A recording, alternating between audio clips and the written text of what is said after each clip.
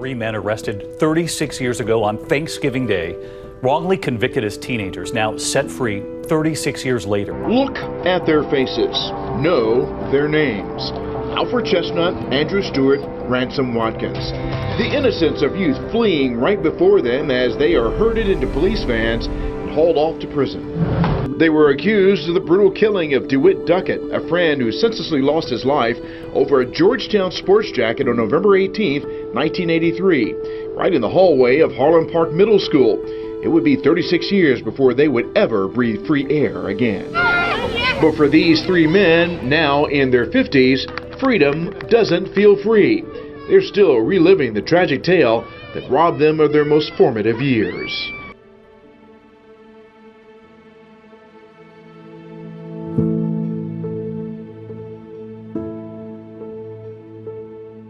My name is Ransom Watkins. I spent 36 years in prison for a crime I didn't commit. My name is Alfred Chestnut, and I've done 36 years in prison for something I didn't do. I was 16 years old when I was falsely accused of a murder that I didn't commit. I was home asleep one night in 1983, wakened by a bunch of officers with guns in my face, telling me that I was being arrested for a crime I didn't commit. The day I was arrested, I was 16 years old, and they came into my home at 1 o'clock in the morning while my brother slept next to me in the other bed and had flashlights and guns in my face. And I ain't know what, I thought I was like dreaming at first. And the man pulled me out my bed in my boxer shorts and was like, "Where the gun at?" I said, "What is you talking about? What gun?" He said, "It's in here somewhere." I said, "Man, I don't have a gun." They said, "Where the jacket at?" I said, "That's my jacket." Prosecutors in court told the judge they had 5 witnesses who saw Andrew Stewart try to remove the jacket from DeWitt Duckett that day. The judge gave him $75,000 bond. Those same witnesses saw Ransom Watkins hold the man about the neck. They gave him $100,000 bail. And those same witnesses saw Alfred Chestnut pull the trigger and kill DeWitt Duckett. The judge set his bail at $150,000. Except none of that was true. A lawsuit against police claims that officers coerced young witnesses to lie and that the detectives fabricated a narrative that pinned the crime on the innocent teens. He don't have no gun. He don't own no gun. Eyewitness accounts were ignored, as was physical evidence pointing to a different suspect. At 16 years old, it was tragic.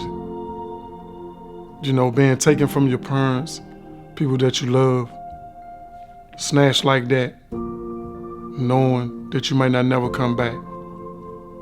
It ruined me. It really messed me up as a kid. Well, it was a lot of going through all three of them, because they ain't had to come far to arrest me. And while we was there in the bullpen, everybody was just like wondering what's going on, because we ain't do anything.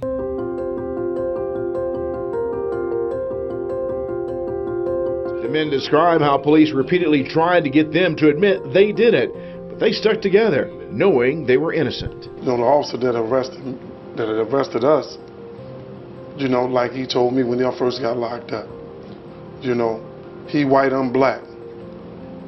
They're gonna believe what he say, regardless of what I say or what we say. And we going to jail. So he basically, and he was telling the truth.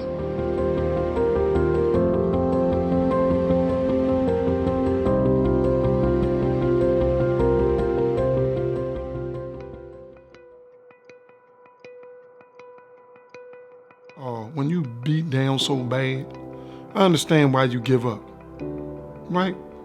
I was there at that point when they locked me up for a murder I didn't commit. I was there 36 years. At some point in time, I didn't have no more fight in me. So I just, you know, at some point I felt like giving up. I've been studying on my case for a long time trying to get out of prison. I was writing everybody to try to get help. Innocent projects. I wrote people from Virginia, New York. I was going back and forth to court, and I thought I was going to go home, you know, then. But the judge denied me. You know, I was truly hurt. I was crying, sitting on, and one of my friends came behind me and was like, "Man, the fight ain't over with." He said, I don't want to see you sitting here, man, crying. You know what I mean? He said, every day I see you, man, you sitting at that table, man, doing something positive, trying to get out of prison.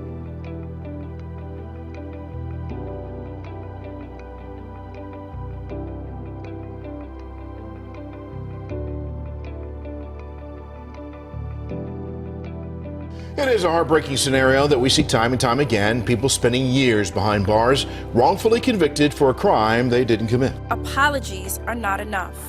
Beyond the apology, we must commit ourselves to doing the work. Just this week, Clarence Shipley Jr. was exonerated after 27 years in prison for a murder he didn't commit. One of many similar stories we've seen in this city. Innocent people losing out on years that can never be replaced. But the fight didn't stop. I went to the law library. So they have a lot of stuff on the bulletin board, you know what I mean, people that you can write and everything. And I seen that paper with Marilyn Mosby's name on it, the integrity unit. So I took it back on the tier. And I wrote like maybe an 8-page letter. I sat down there and I wrote it, everything from the time we went inside that school. I explained everything. Not only was I speaking for myself, but I was also speaking for my co-defendants. When I sent the letter off, I sat down and I prayed on it, like hold it in my hands, and I said a prayer, sent it out.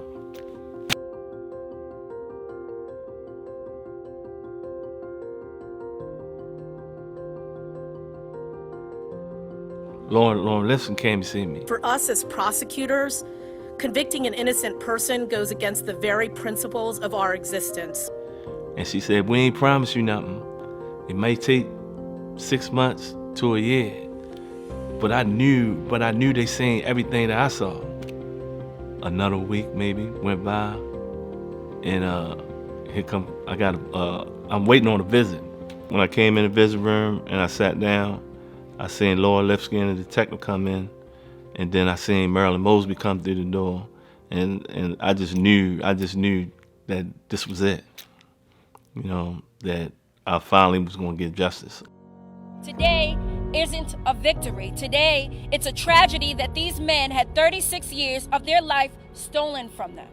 There's no way to ever repair the damage done or the trauma imposed upon these men for almost 4 decades. You, and you should never have seen the inside of a jail cell. So on behalf of this system, in an attempt to right the wrongs of the past, I apologize to you and your family for the pain that you and they have had to endure because of this wrongful conviction. And it is my hope that now that each of you have been set free, that you're able to return home, heal, adjust to your rightly deserved freedom, and live your lives to the fullest potential. You know, you come out 52 years old now. The emotional things that I gotta go through, things that I have to learn, people that I lost, you can't replace that. None of that. No amount of money, even my own freedom don't replace that. When I went to prison, I had a whole family. My mother, father, sister, brothers, everybody had passed. This is the day that the Lord has made. That's right. You know what I'm saying? And He has set the captives free. You know what I mean? I never seen a state's attorney in my life do the things that she do. Like, she ain't just one-sided. She got her eyes, her eyes are open to the system, like, and for the longest time, people ain't been getting no justice at all. If they wouldn't have came in and looked at our case, I would have died in prison. There's no other way to put it. We need the integrity unit around the state's attorney's office. Without them, man, nobody in Baltimore stand a chance. This journey here for us has been rough. We outside them walls, but in the inside, I hate to put it like this, we went through hell. It wasn't easy.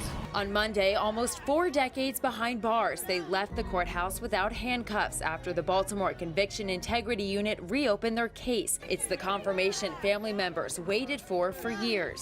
Just brand new all over, just like I was reborn today. I just pray the Lord every day. Just let me see my brother out. This opportunity that was given to us is unreal. You know, I sat on my bunk when I got the information, and I cried. I didn't know how to stop crying until a friend of mine came to me and hugged me and said, man, your journey is coming to an end. But it's not. My journey just beginning.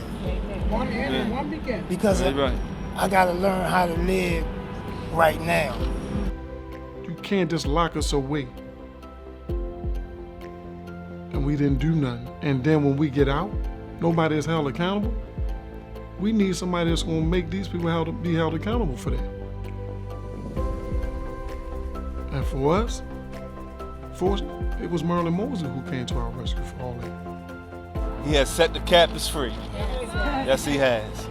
You know, I'm looking forward, man, to living the rest of my life, being humble as peaceful as I am, praising God, looking out for my family. Oh man, I'm telling you, it's out of this world. Oh. Whew.